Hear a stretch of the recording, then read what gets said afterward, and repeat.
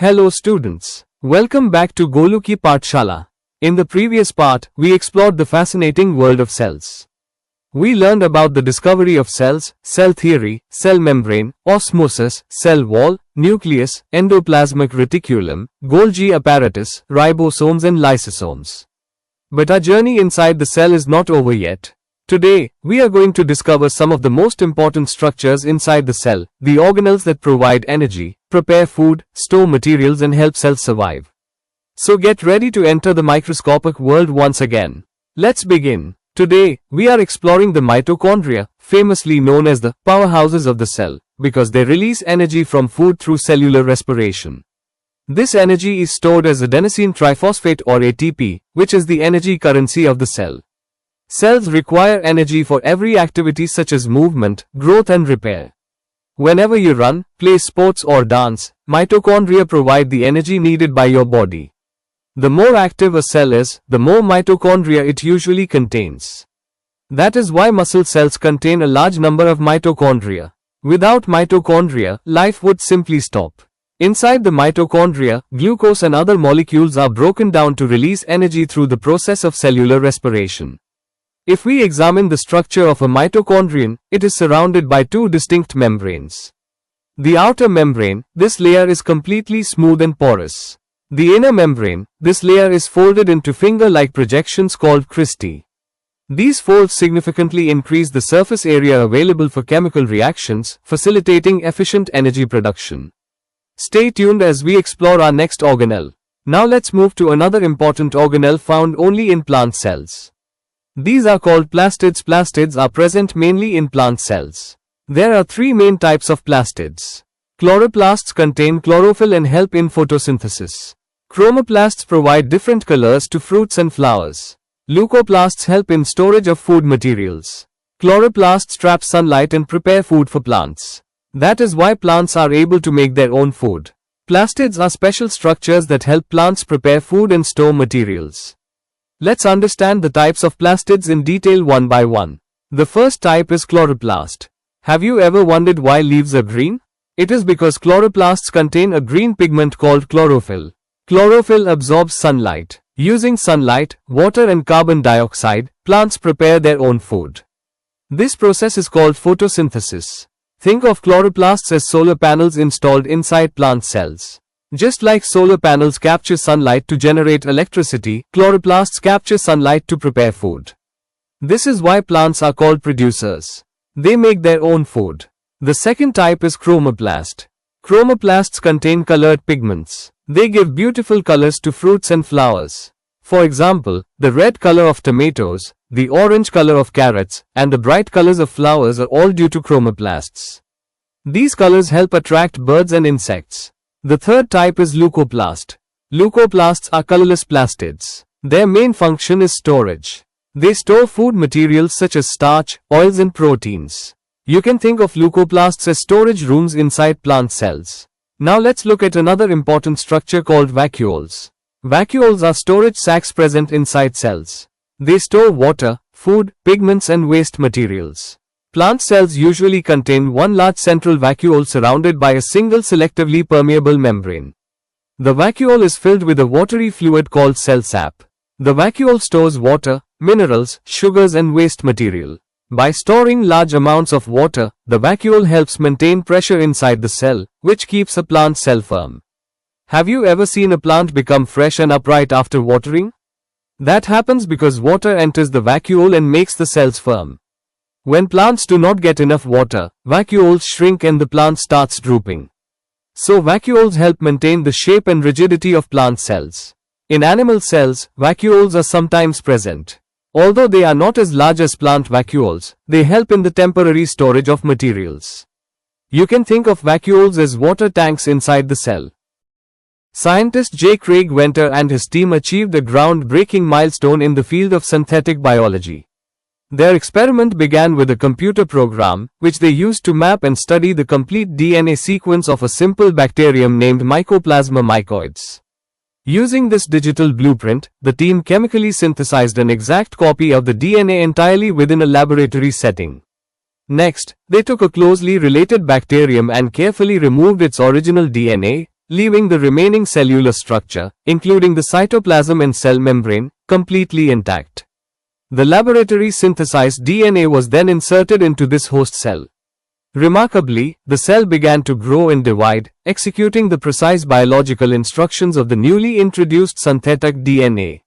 This experiment served as definitive proof that DNA dictates the structure and overall activities of a living cell. It is important to note, however, that scientists did not create a completely new organism from scratch. While the genetic code itself was entirely artificial, all other essential components of the cell were repurposed from a pre-existing, living organism. Let us move forward to see how these cellular instructions impact larger biological systems. Have you ever noticed how a small cut on your skin completely heals after a few days? Or how new hair grows back after it falls out? It feels like magic, but it's actually biology at work. This happens because the cells in our body have an incredible ability. They can grow and divide to replace old, dead, or damaged cells. But how exactly does our body grow bigger? You might think our cells just keep getting larger and larger, but that's a myth. Cells can only grow up to a specific, limited size. True growth happens because cells divide to form entirely new cells. To see this amazing process in action, we don't have to look any further than the kitchen. Let us study the freshly growing root tips of an onion to understand exactly how cells divide. Let us enhance our laboratory skills with an exciting experiment. First, take a jar and fill it up with plain water. Next, place an onion bulb over the jar, making sure its base, where the roots grow, is immersed in the water. Leave this setup for few days. You'll notice the roots growing rapidly. Now, cut few centimeters of these freshly grown roots and transfer them to freshly prepared aceto alcohol for a day. This fixes the cells. After that, transfer them to 70% ethanol for preservation. When you're ready, place 1 or 2 preserved roots on a clean slide. Add a drop of dilute hydrochloric acid to soften the tissue and rinse after 10 to 15 minutes. Next, add 2 to 3 drops of acetocarmine stain. Let it sit for 5 to 10 minutes, then gently and cautiously warm the slide over a spirit lamp. Cut just the very tip portion of the root on the slide and place a coverslip over it. Using your thumb, gently press down and squash the coverslip. This spreads the cells out into a single, thin layer so we can see them clearly. Now, look through the microscope. What do you observe? You can clearly see the cells of the onion root tip. But wait, are they all identical? No. You will see striking structural differences between them. Why is that? This is because the cells at the growing tip of an onion root are dividing continuously. What you are witnessing is cell division. Because different cells are caught at different stages of this process, they exhibit different structures. Can you guess which stage comes first? This isn't just happening in onions. Every single day, an estimated hundreds of billions of cells in our own body are replaced. That's about 1% of our total cells. While both prokaryotic and eukaryotic cells divide, eukaryotes do it in a highly controlled, orderly manner called the cell cycle. You will dive deeper into these fascinating stages in higher grades. Cells divide to produce new cells. Cell division is important for growth, repair and reproduction. Cells cannot live forever. New cells must be formed continuously. This happens through cell division.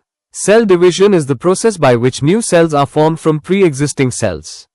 It allows living organisms to grow, repair damaged tissues and reproduce. Some cells, such as skin cells, divide continuously to replace cells that are lost regularly.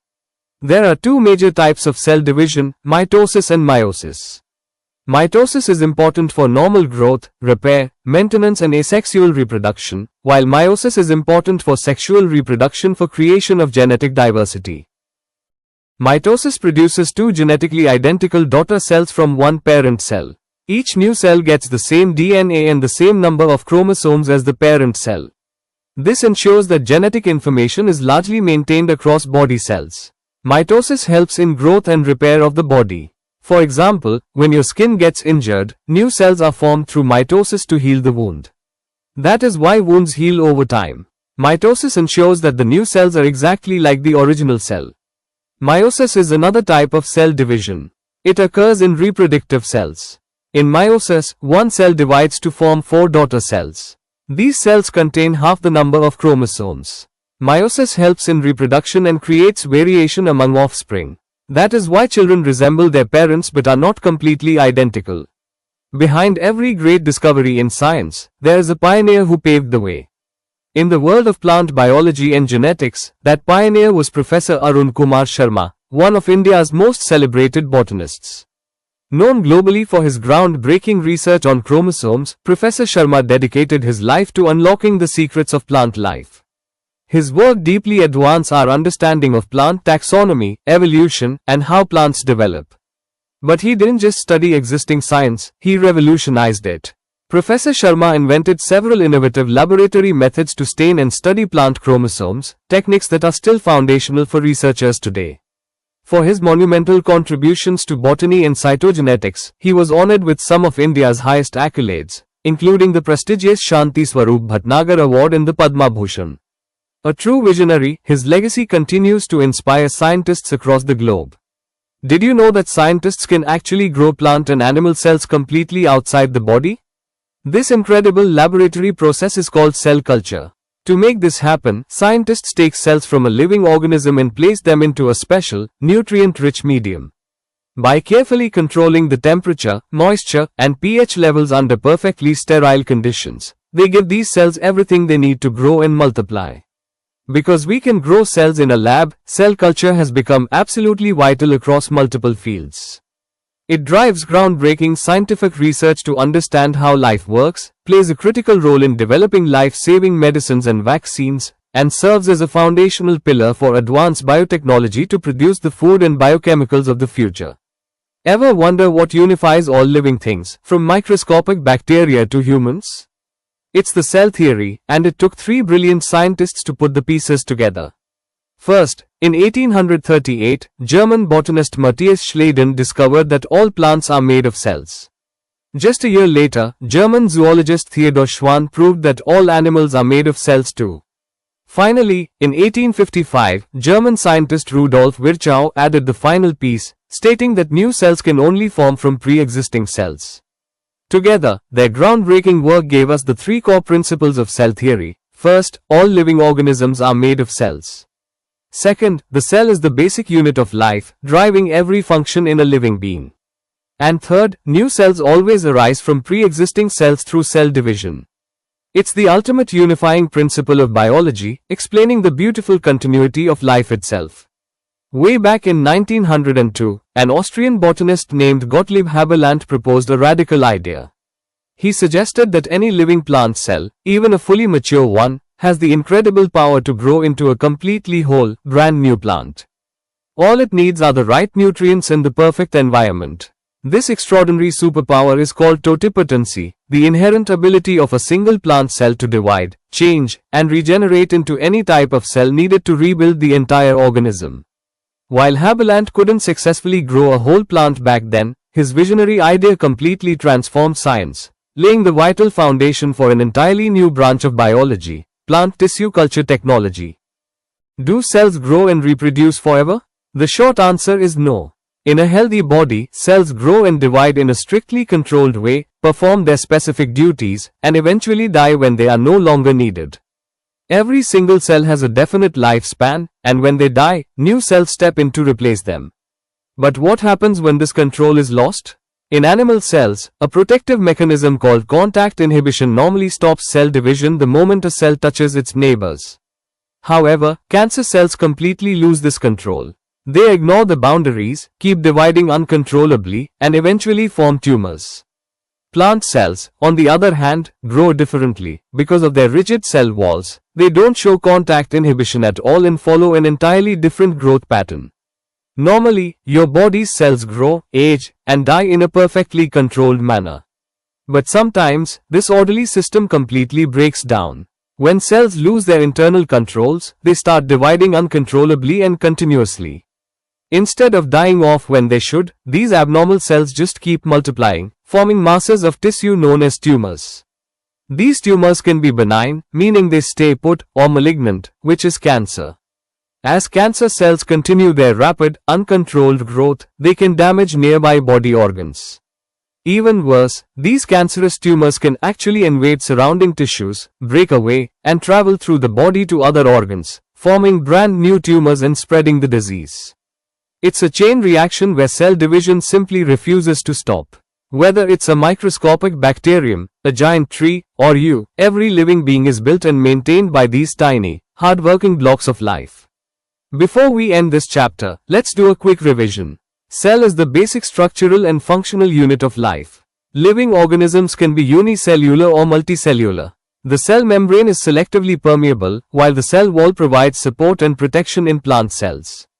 Prokaryotic cells do not have a true nucleus, whereas eukaryotic cells have a well-defined nucleus and membrane-bound organelles. The nucleus controls all cell activities and contains DNA. Ribosomes are the sites of protein synthesis. The endoplasmic reticulum helps in synthesis and transport, while the Golgi apparatus packages and transports materials. Lysosomes act as the cell's cleanup system, and mitochondria are known as the powerhouse of the cell because they produce energy. In plant cells, chloroplasts perform photosynthesis, chromoplasts provide color, and leucoplasts store food. Vacuoles store water, food, and waste materials. Mitosis produces two identical daughter cells for growth and repair, while meiosis produces 4 gametes for reproduction. Finally, according to the cell theory, all living organisms are made of cells. The cell is the basic unit of life, and all new cells arise from pre-existing cells. And that's a quick recap of the entire chapter, Cell, the building block of life. But hey, don't worry about scrambling to write all of this down. I've mapped out the entire chapter for you right here in this ultimate, easy to digest mind map. You can use it to revise the whole chapter in just 2 minutes before your exams. Now whenever you look at a plant, an animal or even yourself, remember that millions and trillions of tiny cells are working continuously to keep life going. If you found this revision helpful, don't forget to like, share, and subscribe to Golu Ki Paathshaala. Keep learning, keep growing, and I'll see you in the next video.